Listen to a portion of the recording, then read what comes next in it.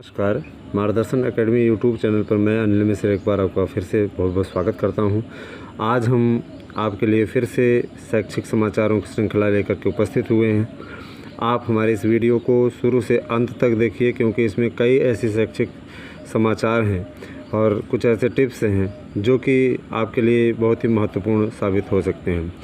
आप सबसे पहले, अगर हमारे नए व्यूवर्स हैं और अभी तक हमारे चैनल को आपने सब्सक्राइब नहीं किया हुआ है तो कृपया हमारे चैनल को सब्सक्राइब कर दें, लाइक कर दें, शेयर कर दें, घंटी बजा दें, जिससे कि हमारे द्वारा डाली गई वीडियो की नोटिफिकेशन आपको सबसे पहले प्राप्त हो सके।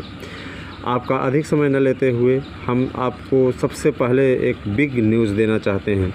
वह न्यूज़ ये है कि 25,000 पदों के लिए टीजीटी पीजीटी की भर्ती जो कि उत्तर प्रदेश माध्यमिक शिक्षा सेवा चयन बोर्ड से निकाली जाती है, उसका विज्ञापन तैयार हो चुका है और वह विज्ञापन सितंबर के पहले सप्ताह में आ जाएगा। इस बार फीस जनरल ओबीसी से 700 ली जाएगी। इसके अलावा जो आर्थिक रूप से कमज़ोर सवर्ण हैं, ब्राह्मण, ठाकुर और क्या कहते हैं श्रीवास्तव, ये सभी जातियाँ जो सवर्ण जनरल में आती हैं, इन सभी को 10% आर्थिक आधार पर आरक्षण का प्रावधान इस बार सरकार कर रही है। इस बार आपके विज्ञापन में इसका उल्लेख भी होगा, तो आप BSW वाला फार्म बनवा लीजिए, ठीक है। उसको अगर आप BSW वाला प्रमाण पत्र बनवा लेते हैं तो निश्चित रूप से आपको लाभ मिलेगा। और सबसे बड़ी चीज़ ये कि क्या कहते हैं, इसका लाभ आपको मिलेगा तो इसकी मेरिट भी अलग बनेगी, इसकी मेरिट भी अलग जाएगी। तो अब सामान्य वर्ग के विद्यार्थियों को, जो सामान्य वर्ग के अभ्यर्थी हैं, उनको भी 10% आरक्षण मिलेगा, लेकिन जो आर्थिक रूप से पिछड़े हैं उन्हीं को।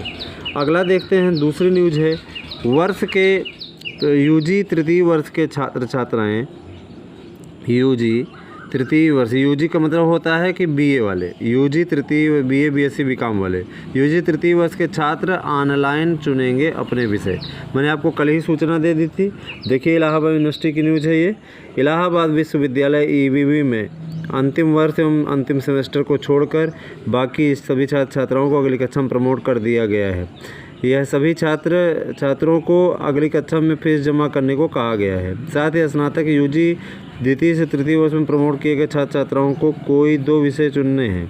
EBV प्रशासन ने विषय चुने जाने और फीस जमा करने की प्रक्रिया को ऑनलाइन कर दिया है।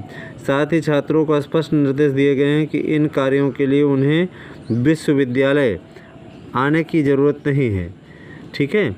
फिर है स्नातक द्वितीय वर्ष के छात्रों के पास 3 विषय होते हैं, जबकि तृतीय वर्ष में इनमें से कोई एक विषय छोड़कर के 2 विषयों का चयन करना होता है।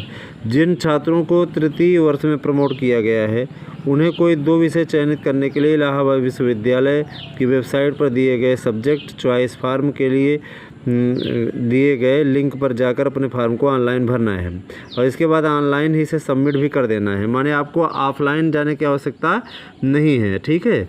फिर दिया है, इसके अलावा अगली कक्षा में प्रमोट किए गए स्नातक प्रस्नातक विधि के सभी छात्रों को भी फीस भी ऑनलाइन जमा करनी है। छात्रों को उतनी ही फीस जमा करनी जितने पिछले कुछ वर्षों से जमा हो रही। EBV के PRO डॉक्टर शैलेंद्र कुमार मिश्र का कहना है कि छात्रों को इन कार्यों के लिए विश्वविद्यालय आने की ज़रूरत नहीं है। सभी छात्र ऑनलाइन फीस जमा करें और तृतीय वर्ष के छात्र भी ऑनलाइन माध्यम से ही विषय का चयन करेंगे। तो 17 अगस्त से ऑनलाइन पढ़ाई के साथ सत्र की वर्चुअल शुरुआत हो चुकी है। मैंने 17 अगस्त से आपकी ऑनलाइन क्लासेस चल रही हैं, आप अटेंड कर लीजिए।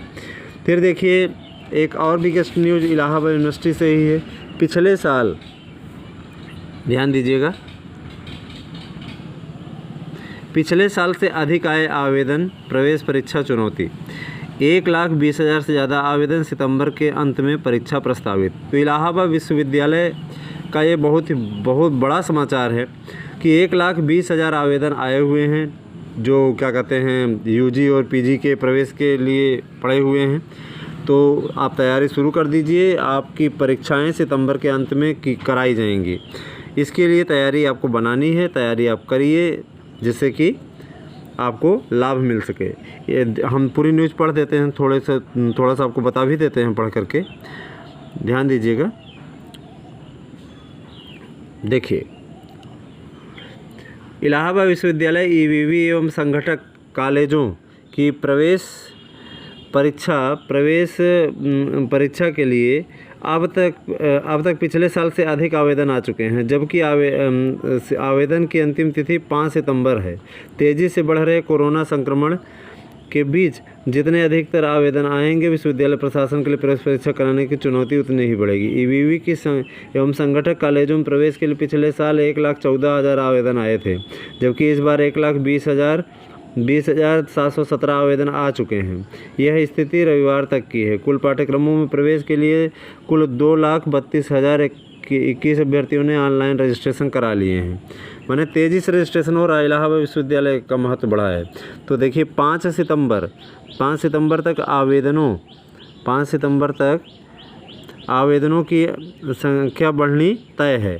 सितंबर के आखिरी सप्ताह में प्रवेश परीक्षा प्रस्तावित है। हालांकि ईवीवी प्रशासन ने विकल्प के तौर पर यह भी तैयारी कर रखी है कि अगर प्रवेश परीक्षा कराने की स्थिति नहीं बनती तो मेरिट के आधार पर प्रवेश लिए जाएंगे। फिलहाल 5 तक आवेदन की प्रक्रिया पूरी होने के बाद केंद्र निर्धारण का काम शुरू होगा और इसके लिए ईवीवी प्रशासन